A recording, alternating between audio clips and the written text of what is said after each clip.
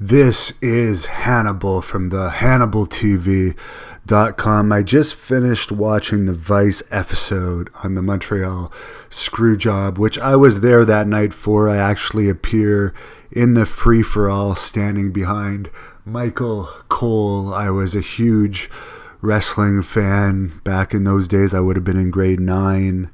Not only did I go to every single event that came to Ottawa, Canada, where I was born and raised, but I often went to events within driving distance of Ottawa, like Montreal, Kingston, sometimes even Toronto. So this night I went to Montreal with a friend of mine and his father, because my father was already taking me to the Raw show in Ottawa the night after the Survivor Series. He was not a big wrestling fan. Told me he was not going to take me to both nights, so I jumped in with these guys who were actually from North Carolina, and the father was here for some type of job as a preacher, I think he was, but he, being from North Carolina, both the father and son were huge Ric Flair fans, as was I. I was a massive Ric Flair fan at the time. So we go to Montreal that night. We were staying over because it's about 2 hours away from Ottawa. And first of all, to talk about the actual screw job itself, this took place before there was really a huge thing of backstage information being on the internet and everybody knowing about it. I mean, it was out there. People were starting to find out about it, but it wasn't like today where all the information is out there all the time and there's a lot of smart marks today. There wasn't as many back then. So as far as the actual screw job itself, the reaction in the arena was not as bad as a lot of people think. Most of us, although we knew Brett was going to WCW, as he said he was on Off the Record a few nights before, most of us still thought he was going to appear the next night in Ottawa and something was going to happen. We didn't realize that the finish wasn't part of the storyline. A lot of us thought it was just an angle, so there wasn't that much resentment from the fans other than that was a shitty finish. So that's one thing I would like to clear up. There wasn't like a huge upset pack of fans that night in Montreal. For that reason, we didn't know it was a legit thing that happened in the ring. But anyways, we go back to the hotel, and me being a huge wrestling fan, as we pull in, I see that Mick Foley is in the lobby of our hotel room, and I asked my friend's dad to stop. I happen to have a copy, I think it was Pro Wrestling Illustrated, in the car because I was reading it on the way down. And there was a poster of Dude Love in it. So I asked to stop so I could run in and try and get his autograph. I figured he was checking in. As it turns out, he had gone to the wrong hotel. There was a couple hotels with the same name in the Montreal area. I think his was closer to the airport or something.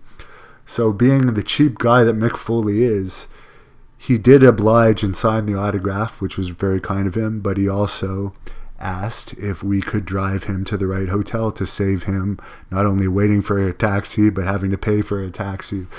So of course, as a huge wrestling fan, I ran back to the car, asked my friend's dad if he would do it. The friend's dad said yes, and we were on our way to the other hotel, which I don't know, was maybe 10 or 15 minutes away. But it wasn't a very fun trip because, again, we didn't know that maybe Foley was mad that night due to the whole situation with Brett. But one of the first things he asked was, who was your favorite wrestler?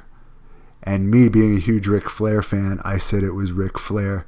And I remember he turned to my friend's dad and he said, "Is this your son?"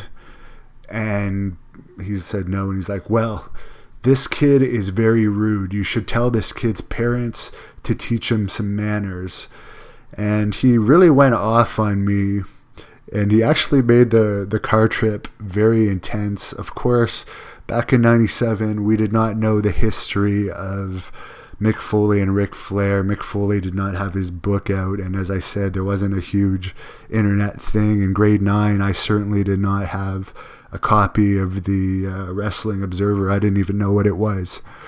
So yeah, he snapped off at me. He made the drive very uncomfortable. We dropped him at the hotel, and I remember after we dropped him off, we kind of all laughed nervously because my friend's father was definitely not a fighter at all, and he was a little shaken up by Foley snapping at me. I believe there even was some explicit words used in the vehicle. So that was an interesting night. My first experience in a car with a real professional wrestler, and he ended up being a total dick. I had been a fan of Mick Foley's back when he was Cactus Jack in WCW, but never was I a fan again of him since that day. And of course, Mick was one of the wrestlers that didn't show up the next night in Ottawa, and everyone always says, oh, poor Brett, who went on to WCW to make a huge contract and then ended up going back to WWE after. But the real people that got screwed in that Survivor Series 97 thing was the fans the next night in Ottawa, because not only did the Hart Foundation not show up, but I don't believe the Road Warriors wrestled, and they were there because I remember seeing them looking through the curtains before the show. Mick Foley wasn't there, and a bunch of guys did not actually wrestle on the show. So that was unfortunate. And another thing that's interesting to point out is a lot of people think Bret Hart was such a Canadian hero selling out everywhere. Well, that event in Ottawa the next night was not sold out. Not that Ottawa was a big wrestling town. I mean, I think the only time I saw an event almost sold out there that I was at was in March of 91, Hulk Hogan versus Earthquake in the Ottawa Civic Center. That was pretty much jammed to the rafters. And then there was a couple times in later years when Austin was at his peak, where there was some pretty full crowds, much fuller than that Raw after the Survivor Series.